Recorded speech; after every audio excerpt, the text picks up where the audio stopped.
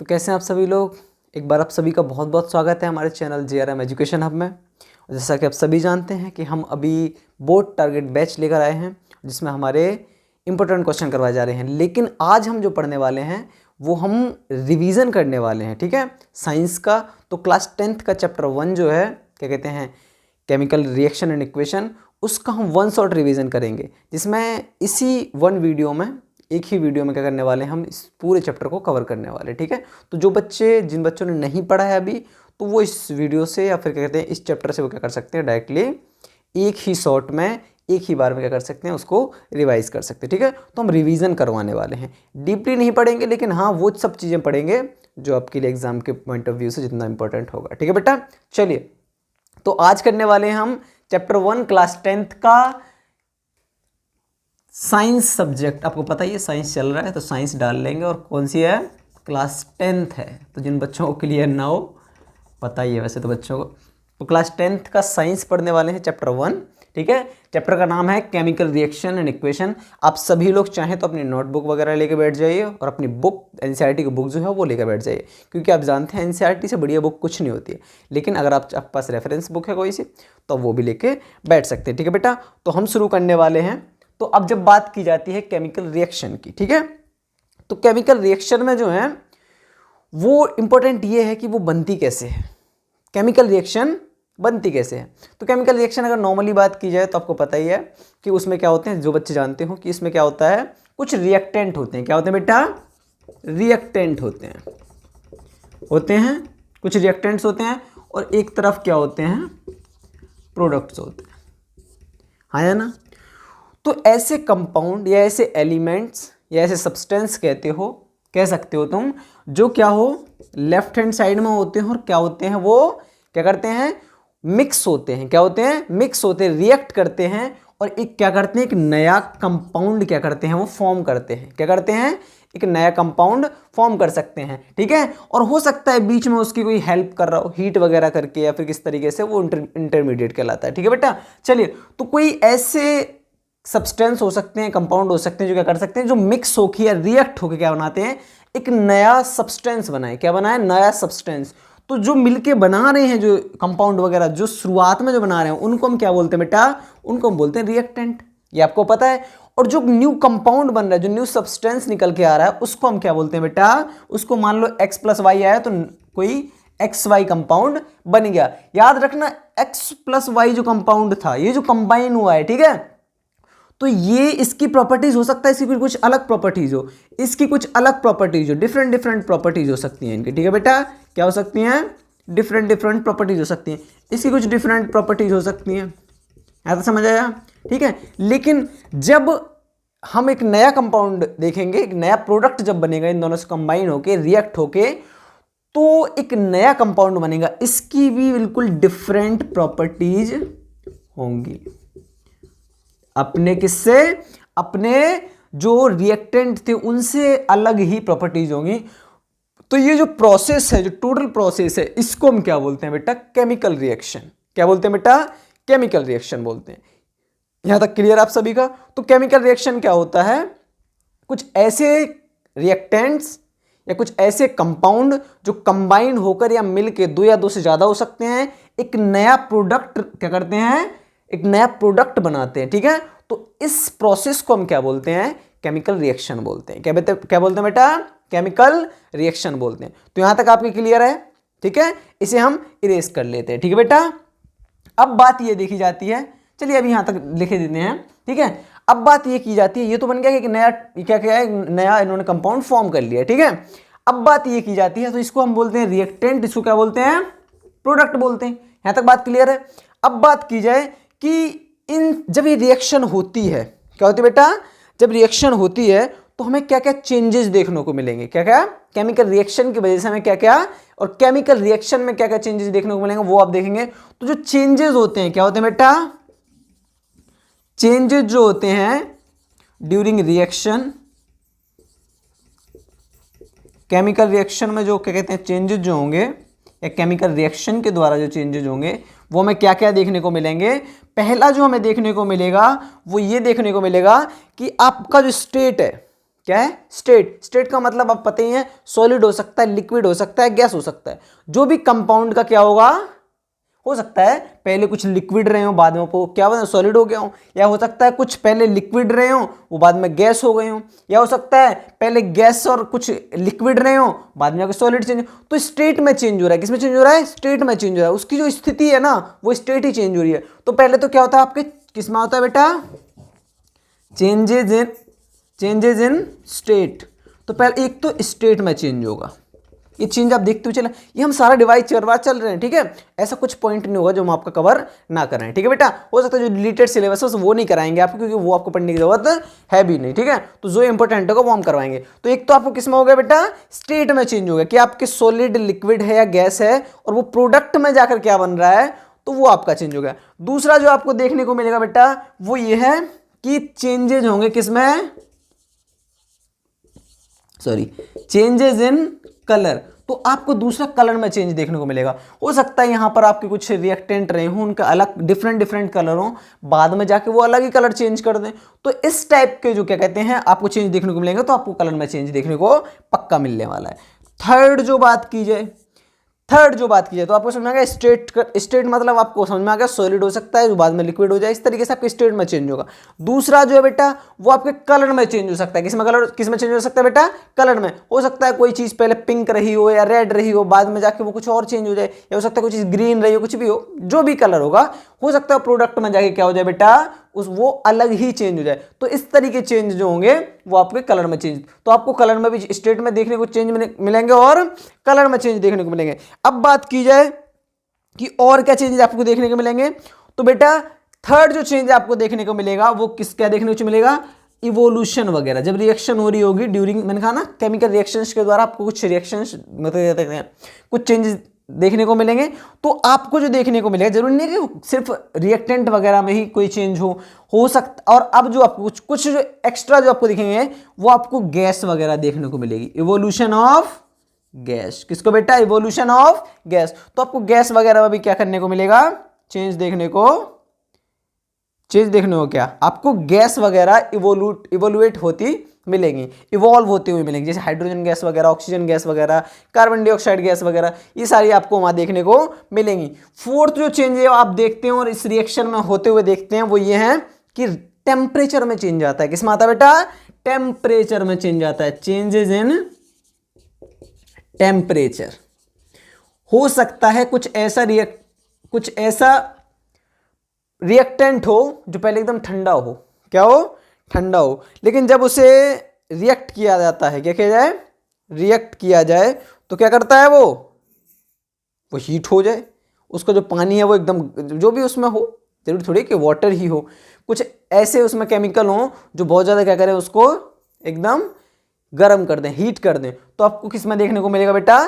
Temperature में change देखने को मिला। तो ये चार आपको कुछ 3-4 जो है चेंजेस आपको केमिकल रिएक्शन में देखने को मिलते हैं। किसमें? स्टेट चेंज हो सकता है, कलर में चेंज देखने को मिलेगा, आपको गैस वगैरह को कहते हैं इवोल्यूशन देखने को मिलेगा, और टेम्परेचर में चेंज देखने को मिलेगा। तो ये केमिकल रिएक्शंस के ड्यूरिंग द केमिकल रिएक्शन आपको ये चेंजेस देखने को मिलेंगे। तो आपको केमिकल रिएक्शन समझ में आ गई, ठीक है।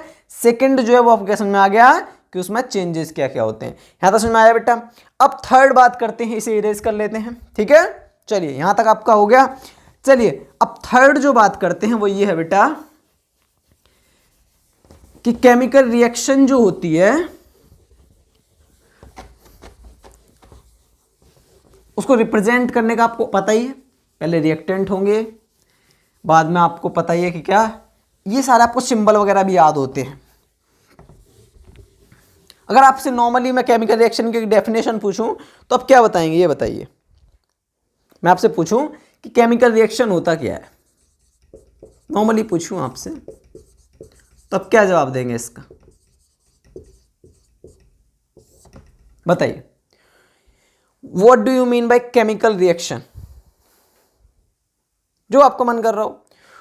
तो अगर बात की जाए नॉर्मली केमिकल रिएक्शन की क्या कहते हैं डेफिनेशन की, तो केमिकल रिएक्शन एक जो होता है it is a symbolic representation होती है। क्या है बेटा? एक सिंबॉलिक रिप्रेजेंटेशन होता है जो ये दिखाता है, केमिकल रिएक्शन को इस फॉर्म में दिखाता है। किस फॉर्म में? सिंबल्स के फॉर्म में, फॉर्मूले के फॉर्म में दिखाएगा। केमिकल रिएक्शन ही है। केमिकल रिएक्शन क्या होती है? एक सिंबॉलिक रिप्रेजेंटेशन होती है जो सिंबल्स के फॉर्म में, फॉर्मूला के फॉर्म में, और क्या कह सकते हैं जिसमें रिएक्टेंट और प्रोडक्ट का क्या हो रहा है बेटा? क्या हो रहा है? यूज हो रहा है ना। रिएक्टेंट को मिलाकर क्या बन रहा है? प्रोडक्ट बन रहा है। तो इस टाइप की जो क्या कह सकते हैं आप रिप्रेजेंटेशन होती है उसको हम क्या बोलते हैं? Chemical reaction. जहां पर आपको जो रिएक्टेंट वगैरह हैं वो आपको कहां देखने को मिलेंगे? लेफ्ट साइड में, और जो प्रोडक्ट वगैरह हैं वो आपको राइट हैंड साइड में देखने को मिलते हैं। ठीक है, बाद में बाकी आप सब आपको पता ही है। केमिकल रिएक्शन में सिंबल वगैरह कैसे यूज कर सकते हो? जैसे कि कुछ गैस हैं, जैसे आपने देखा हो ना, कुछ गैस हैं, प्लस में आप उस इस तरीके से आपको देखने को मिला, ब्रैकेट में क्लोज कर देते हैं उसको, ठीक है, शॉर्ट में लिखते हैं ना। कुछ सॉलिड वगैरह हैं, बाद में जाके हो सकता है वो लिक्विड बन जाए कुछ, तो आपको उसके साथ में लिखने, केमिकल रिएक्शन को अच्छी तरीके से रिप्रेजेंट करना है। अगर सिंबॉलिक रिप्रेजेंटेशन देनी है, उसको एक अच्छी फॉर्म देनी है कि हाँ, एग्जामिनर का एकदम मन करेगा कि बच्चे को सब कुछ पता है, वो सॉलिड क्या है, लिक्विड क्या है, गैस कौन सी है, तो वो आपको एक अच्छी केमिकल क्या कह सकते हैं रिएक्शन जो है वो रिप्रेजेंट करने की जो फॉर्म है वो यही होती है कि आप उसको एक अच्छे सिंबल के साथ कह सकते हैं उसका सब कुछ इन्फॉर्म करते हुए आप उसको रिप्रेजेंट करेंगे। यहाँ तो समझ में आ गया? कोई भी आपकी कमी नहीं होनी चाहिए। तो वही केमिकल रिएक्शन है। आप नॉर्मली लिख सकते हैं इट्स अ सिंबॉलिक रिप्रेजेंटेशन। इसमें और वो उसमें क्या क्या होगा? आपको एक सिंबॉलिक रिप्रेजेंटेशन है जिसमें आपको क्या देखने को मिलेगा बेटा? सिंबल वगैरह, in which symbols and formula are used, ठीक है, and in which reactants and form the and two और more reactants that form the new product. और उसमें क्या क्या होना चाहिए बेटा? गैस और सॉलिड जो भी उसकी स्टेट वगैरह वो आपको रिप्रेजेंट सही से करती होनी चाहिए। ठीक है, तो इस तरीके से आप केमिकल रिएक्शन की अपने आप डेफिनेशन लिख सकते हो। जरूरी नहीं आपको रटे हुई हो वो रिएक्शन, ठीक है, वो आप अपने आप से भी केमिकल रिएक्शन की एक डेफिनेशन बना सकते हैं। हम रिवाइज कर रहे हैं तो हम इतना आपको डीपली लिखवाएंगे नहीं, रिएक्शन वगैरह लिखवाएंगे नहीं, सिर्फ आपको क्या करवाएंगे? क्या करवाएंगे बेटा? सिर्फ आपको रिवीजन करवाते हुए चलेंगे। है तो समझ में आया? चलिए, क्योंकि जो भी क्लास वगैरह ऑफलाइन वगैरह लेते हैं तो उनको रिएक्शन वगैरह लिखवा दी जाती हैं, क्या कहते हैं, डेफिनेशन वगैरह लिखवा दी जाती हैं, बाकी आपको इतना इंपॉर्टेंट नहीं है। एक आध एग्जाम्पल ले लेते हैं क्योंकि अभी हम रिवाइज कर रहे हैं तो आपके पास वो सब डेफिनेशन वगैरह है और सब कुछ लिखा हुआ होगा। ठीक है, चलिए, क्योंकि हम वन शॉट में कंप्लीट करना, अगर डीपली पढ़ेंगे तो फिर तो आपको पता ही है कम से कम एक चैप्टर में 6 से 7 दिन लग जाते हैं और हमें इसे 1 से 1.5 घंटे में से कंप्लीट करना है। ठीक है बेटा, चलिए एक केमिकल रिएक्शन अब देख लेते हैं। कोई एग्जाम्पल है, 2MgO प्लस O2, ये क्या बनाएगा? ये बनाएगा 2MgO। मैग्नीशियम है ऑक्सीजन के साथ क्या कर रहा है बेटा? रिएक्ट कर रहा है। क्या कर रहा है बेटा? रिएक्ट कर रहा है। तो यहां पर जो है ये दोनों क्या है? ये दोनों रिएक्टेंट हैं। क्या है बेटा? रिएक्टेंट हैं। और ये जो है वो क्या है बेटा? प्रोडक्ट है। क्या है बेटा? प्रोडक्ट है। समझ में आ गया? देखो, कोई दो कंपाउंड है, एलिमेंट है, नॉर्मली एक ही एलिमेंट है, ठीक है, मैग्नीशियम है, और एक क्या है? ऑक्सीजन है। ये इस तरीके से दिखाना नहीं है आपको, क्योंकि इसका मतलब पता है, इसका मतलब होता है वो ओवर गैस इवोल्यूट हो रही है। ठीक है, मैं बता रहा हूं आपको कि एक मैग्नीशियम है, एक ऑक्सीजन है, ठीक है, दोनों क्या कर रहे हैं? रिएक्ट कर रहे हैं। क्या कर रहे हैं? रिएक्ट कर रहे हैं। और उन्होंने क्या किया? इन दोनों ने मिलकर, दोनों ने रिएक्ट करके एक नया प्रोडक्ट बना दिया, मैग्नीशियम ऑक्साइड। क्या बना दिया बेटा? एक नया प्रोडक्ट बना दिया मैग्नीशियम ऑक्साइड। समझ आया? क्या बना दिया? Magnesium oxide. तो ये दोनों रिएक्टेंट कहलाएंगे। इस तरीके से आप केमिकल रिएक्शन को इस तरीके से आप समझ सकते हैं। ये क्या हो गया? रिएक्टेंट होगा, और ये क्या होगा बेटा? प्रोडक्ट होगा। समझ आ गया यहां तक?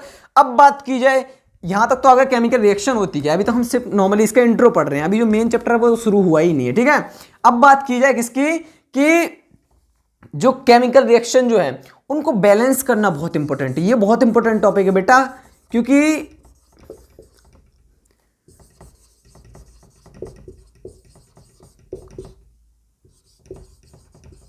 ये हर बार मोस्टली एक आध क्वेश्चन तो सीबीएसई पूछ ही देता है आपके एग्जाम में। क्या करता है बेटा? पूछता ही पूछता है। केमिकल रिएक्शन कह लो या केमिकल इक्वेशन कह सकते हो इसे। तुम एक इक्वेशन की तरह तो हम रिप्रेजेंट करते हैं इसे। ठीक है, क्या करते हैं बेटा? इक्वेशन की तरह से रिप्रेजेंट करते हैं। तो हम क्या करेंगे? एक केमिकल इक्वेशन की जब बैलेंस की बात करने की आती है, क्या करने की आती है बेटा, बैलेंस करने की बात आती है, तो हम क्या करते हैं, उसको किस तरीके से बैलेंस किया जाए। आपको ये देखने हैं कि रिएक्टेंट में जो क्या कहते हैं एलिमेंट वगैरह, जो कंपाउंड वगैरह हैं, उसके जो एटम्स हैं, उसके जो नंबर ऑफ एलिमेंट्स हैं, और जो प्रोडक्ट में नंबर ऑफ एटम्स हैं एलिमेंट्स के, वो दोनों क्या होने चाहिए, इक्वल होने चाहिए। क्या होने चाहिए, इक्वल होने चाहिए। तो आपको बैलेंस करने का पक्का एक क्वेश्चन आएगा ही आएगा, ठीक है, आएगा। हो सकता है आपको 1 नंबर में आ जाए, क्योंकि आपके इस बार MCQs वगैरह भी आने वाले हैं, तो आएगा। तो आपको ये भी आपको क्लियर होना चाहिए। अब आप लोग देखेंगे, मान लो कि एग्जाम्पल ले लेते हैं एक, हम एक दो एग्जाम्पल सबका लेते हुए चलेंगे, क्योंकि हमें कवर करना है सारा, ठीक है। मान लो Zn है प्लस H2SO4, हम क्या कर रहे हैं, जिंक को सल्फ्यूरिक एसिड के साथ क्या कर रहे हैं बेटा, रिएक्ट करवा रहे हैं। क्या करवा रहे हैं बेटा, रिएक्ट करवा रहे हैं, ठीक है। तो अब बात की जाए, क्या बनेगा, ये पता है आपको क्या बनेगा, ZnSO4 प्लस में हाइड्रोजन गैस इवॉल्व होगी, हाँ या ना। अब ये बात की जाए कि दोनों तरफ आपको क्या देखने हैं, नंबर ऑफ एटम्स देखने हैं, इक्वल है कि नहीं है, देख लेते भैया। यहाँ Zn कितना 1 है, यहाँ भी Zn 1 है। यहाँ हाइड्रोजन कितने, हाइड्रोजन के यहाँ 2 हैं, यहाँ भी हाइड्रोजन के 2 हैं। यहाँ सल्फर का 1 है, सल्फर का 1, ऑक्सीजन के, तो ये तो बैलेंस्ड ऑलरेडी। क्या है ये, बैलेंस्ड है, तो इसको बैलेंस करने की जरूरत ही नहीं है। कोई और एग्जाम्पल ले लेते हैं, सेकेंड एग्जाम्पल ले लेते हैं। आपके एनसीईआरटी का एग्जाम्पल अच्छा है, देखेंगे जरा। Fe प्लस में H2O, जब आयरन को क्या करवा रहे हैं बेटा, वाटर के साथ रिएक्ट करवा रहे हैं, तो क्या बन जाएगा, क्या बनेगा, ये बनेगा Fe3O4, और प्लस में क्या बन जाएगा, प्लस में बन जाएगा हाइड्रोजन। अब आपसे ये कहा जाए, ये आपके एनसीईआरटी का है, ये मैं एग्जांपल आपके लिए लेके आया हूं, एनसीईआरटी का ये, क्योंकि मेरे पास भी ये, मैं तो कहीं से अपनी तरफ से बना के लाया है, ये आपका एनसीईआरटी का एग्जांपल है, अच्छा एग्जांपल है, ठीक है। अब ये क्या बन रहा है, जब आयरन जो है वाटर के साथ रिएक्ट कर रहा है, तो क्या बना रहा है बेटा, Fe3O4 बना रहा है, और प्लस में क्या बना रहा है, हाइड्रोजन गैस इवॉल्व हो रही है। अब इसको बैलेंस किया जाए, देखो यहाँ हाइड्रोजन, यहाँ पे क्या कहते हैं, आयरन कितने हैं, यहाँ 1 है, यहाँ पे 3 दे रखे हैं, मतलब ये बैलेंस नहीं है। यहाँ ऑक्सीजन कितने थे, यहाँ ऑक्सीजन को 1 दे रखे हैं, 4 दे रखा है, ठीक है। हाइड्रोजन के तो चलो 2-2 है दोनों तरफ, लेकिन इससे बैलेंस तो नहीं है, दोनों तरफ की क्या होना चाहिए, बैलेंस होने चाहिए। तो मान लेते हैं इसको एग्जाम्पल को, ठीक है। यहाँ पर 3 है, तो मान लो हमने यहाँ भी क्या कर दिया, इसे 3 कर दिया। अब देखो आयरन के यहाँ भी 3 हो गए, यहाँ भी 3 हो गए, ठीक है। अब बात की जाए किसकी बात की जाए, ऑक्सीजन की बात की जाए, तो ऑक्सीजन के यहाँ 4 थे, यहाँ कितने हैं, यहाँ 2 ही हैं, चलो इसे भी 4 कर लेते हैं। आपको याद रहे, आपको पता है ना, बैलेंस करने में हमेशा आगे मल्टीप्लाई करते हैं, कभी भी यहाँ नहीं लगाने, कहीं यहाँ लगा दो तुम, ठीक है। कुछ बच्चे मैंने ऐसे देखे हैं जो पीछे लगा देंगे, ऐसी गलती मत करना, ये कोई रूल नहीं होता, ठीक है। तो आपको बैलेंस करना कैसे है, मल्टीप्लाई जो करेंगे आगे की तरफ मल्टीप्लाई करते हैं, ठीक है। तो आपको कितना हो जाएगा, 4H2O, चलो अब इधर भी ये भी बैलेंस हो गया, ठीक है। अब बात की जाए, अब एक बात और गड़बड़ हो गई। अब यहाँ हमारे पास 2 हाइड्रोजन थे, यहाँ भी 2 हाइड्रोजन थे, लेकिन अब यहाँ कितने हो चुके हैं, 2 4 जा 8 हो चुके हैं, और यहाँ पर सिर्फ कितने हैं, 2 है। और तो अब क्या करेंगे हम, मान लो यहाँ भी हमने क्या कर दिया, 4 से मल्टीप्लाई कर दिया, क्या कर दिया, मल्टीप्लाई कर दिया, तो ये 8 हो गए, ये भी 8 हो गए, ये कितने हो गए, ये 3 आयरन हो गए, यहाँ भी 3 आयरन हो गए, ऑक्सीजन कितना हुआ, यहाँ 4 हो गए, यहाँ भी ऑक्सीजन 4 हो गए। इट्स अ बैलेंस्ड इक्वेशन, ठीक है बेटा, ये क्या है, एक बैलेंस्ड। तो इस तरीके से आपको क्या कर लेना है, ये एग्जांपल करके जाएंगे, बहुत इंपॉर्टेंट है बेटा, ठीक है। ये मोस्टली जो है तुम्हारी सीबीएसई है, वो यही वाला एग्जांपल पूछती है आपसे, ठीक है। तो आपको क्या करना है, ये वाली क्या कहते हैं, इक्वेशन करके जानी है। समझ आ गए अब तक। अब बात की जाए किसकी, अब जो तुम्हारा चैप्टर स्टार्ट होगा वो यहां से होगा, यहां तक आ गया समझ में। चलिए अब जो आपका चैप्टर होगा वो यहां से स्टार्ट होने वाला है, और चैप्टर क्या कह रहा है, चैप्टर जो है वो इसमें ये कहा है कि आपको जो रिएक्शन वगैरह है वो कितने टाइप की होती हैं। तो अब जो स्टार्ट होगा वो आपको क्या होगा, यहां से आप बहुत कुछ सीख के जाएंगे। तो अब आपको क्या करना है, अब आपको सीखना है बेटा टाइप्स ऑफ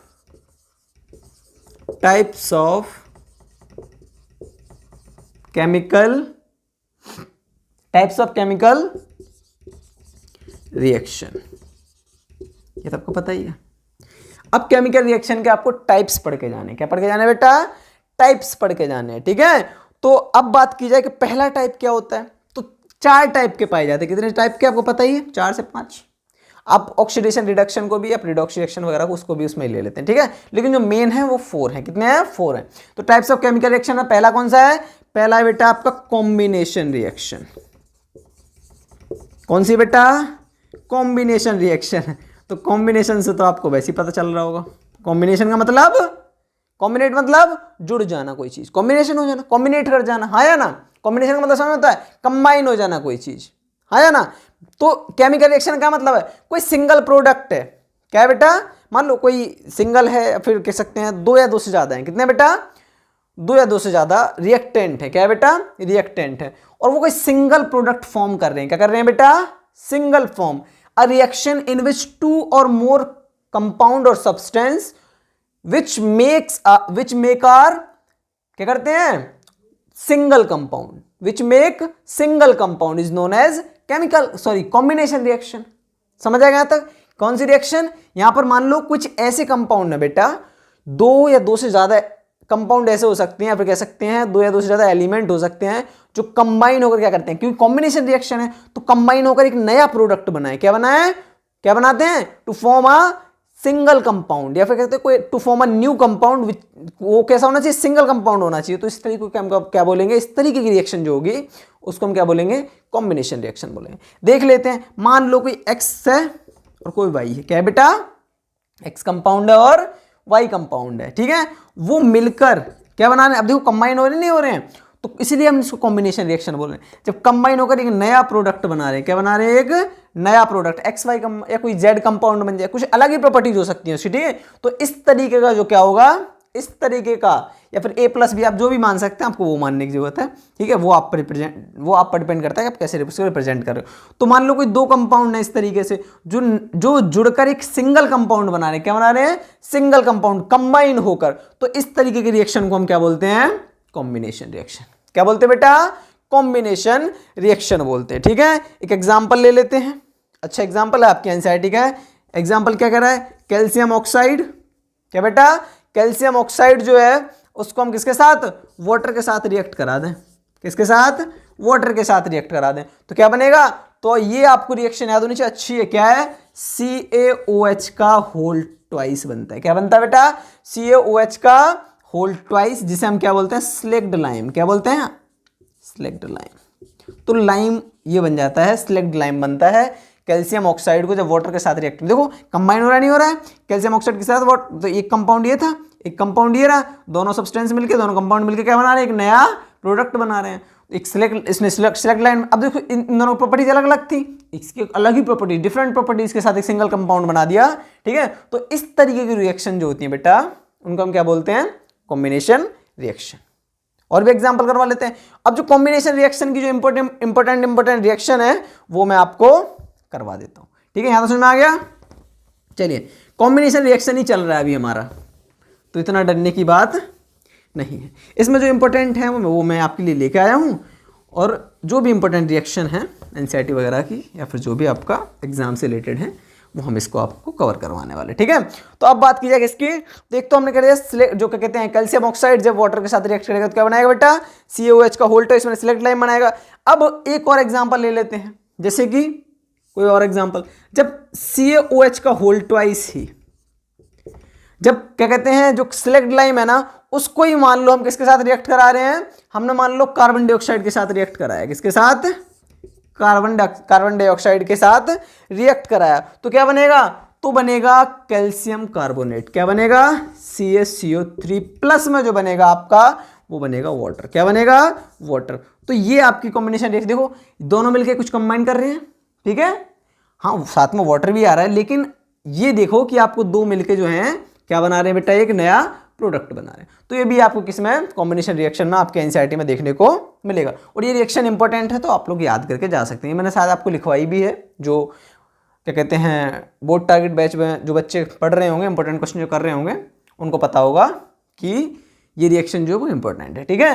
तो CaOH के जब सिलेक्ट लाइम को कार्बन डाइऑक्साइड के साथ रिएक्ट करेंगे तो क्या बनेगा, कैल्शियम कार्बोनेट प्लस में वाटर देखने को आपको मिलेगा, ठीक है। एक दो रिएक्शन और कर लेते हैं हम, क्या करेंगे, एक रिएक्शन और कर लेते हैं। अब मान लो बात की जाए बर्निंग ऑफ कोल वाली रिएक्शन जो है इंपॉर्टेंट है, आपके एनसीईआरटी की रिएक्शन है, तो आपको करके जानी चाहिए मेरे हिसाब से, ठीक है। तो बर्निंग ऑफ कोल का मतलब क्या हो रहा है, कोल का बर्निंग हो रहा है, जल रहा है, ठीक है। तो कोल क्या होता है, कार्बन, और जब जलेगा तो ऑक्सीजन की प्रेजेंस में जलेगा। तो जब कार्बन क्या करता है, जब जल रहा है तो क्या बनाएगा, ये बनाएगा क्या बेटा, CO2। क्या बनाएगा, CO2, कार्बन डाइऑक्साइड बनेगा। तो देखो ये कंबाइन हो रहा है, ये कॉम्बिनेशन रिएक्शन है। पर ये इंपॉर्टेंट है, आपसे बर्निंग ऑफ कोल का रिएक्शन अगर पूछ दे, और भी देख लो, फॉर्मेशन ऑफ वाटर वगैरह की रिएक्शन जो होती है, वाटर किस तरीके से फॉर्म होता है, अगर वाटर के फॉर्मेशन की बात की जाए, ठीक है। तो ये की रिएक्शन है, कॉम्बिनेशन रिएक्शन की इंपॉर्टेंट रिएक्शन है कि हाइड्रोजन जो है जब ऑक्सीजन के साथ रिएक्ट करता है बेटा तो क्या बनता है, वाटर बनता है। तो देखो ये भी कंबाइन हो गया, आया ना, ये भी क्या हो गया, कंबाइन हुआ कि नहीं हुआ। तो आपको अब आप लोग बैलेंस भी कर सकते हैं, ऐसा नहीं है कि आप सोचें कि इसे बैलेंस, तो इसे बैलेंस भी कर लीजिए। ये 2 2 जो 4 हो गया, 2 ऑक्सीजन के यहाँ हो गए, 2 ऑक्सीजन, ठीक है। चलो तो अब वाटर को, ये हो गई एक रिएक्शन, ये हो गई आपकी कॉम्बिनेशन रिएक्शन, आया ना। एक और रिएक्शन ले लेते हैं, मान लो ये तो हो गई किसकी, कोल की हो गई, वाटर की हो गई। अब मीथेन गैस अगर वो जल रही हो, क्या हो रहा है बेटा, बर्निंग ऑफ मीथेन। तो ये इंपॉर्टेंट है जो मैं आपके लिए लेके आया हूँ, ठीक है, burning of methane. Methane gas तो आपको पता है ना, जिसने, ये तो हम रिवीजन करवा रहे हैं वैसे, मीथेन, इथेन, प्रोपेन वगैरह आपने कंप्लीट कर लिया है, ये सारा जो है याद है कि नहीं है, कार्बोनेट्स कंपाउंड्स वाले में, तो वहीं से है। तो जब मीथेन गैस को जो है, क्या बेटा, मीथेन गैस हो, तो मैथ का मतलब 1 कार्बन होगा, एक का मतलब 2, तो कार्बन कितना, 1, तो CH4 जो मीथेन गैस जो है, जब उसको हम क्या करवा रहे हैं, ऑब्वियस सी बात है, बर्न हो रहा है, तो इसका मतलब क्या होगा, ऑक्सीजन होगा। जब ये बनेगा तो ये क्या बनाएगा बेटा, ये कार्बन डाइऑक्साइड बनाएगा, क्या बनाएगा बेटा, कार्बन डाइऑक्साइड बनाएगा, प्लस में क्या बनाएगा, आपको वाटर देखने को मिलेगा, ठीक है। तो ये रिएक्शन भी आपकी मीथेन वाली भी आपको इंपॉर्टेंट है। क्या बना रहा है ये कह रहा है कि जब मीथेन गैस जो है, क्या बेटा, जो मीथेन गैस जो है जब वो बर्न की जाएगी, जब ऑक्सीजन के साथ रिएक्ट होगी तो क्या बनाएगा, कार्बन डाइऑक्साइड बनाएगा, प्लस में आपको क्या बनेगा, देखने को मिलेगा, वाटर देखने को मिलेगा। क्या देखने को मिलेगा बेटा, वाटर। तो ये कुछ कॉम्बिनेशन रिएक्शन की इंपॉर्टेंट रिएक्शन थी जो मैंने आपको करवा दी, ठीक है। अब कॉम्बिनेशन रिएक्शन में ही 1 2 रिएक्शन और आती हैं, वो भी करवा देता हूं आपको। तो यहां तक हो गया आपको क्लियर। चलिए अब जो रिएक्शन आती है, जो मोस्टली पूछता है, ये भी कॉम्बिनेशन का ही पार्ट है, ठीक है। अब जो बात की जाए,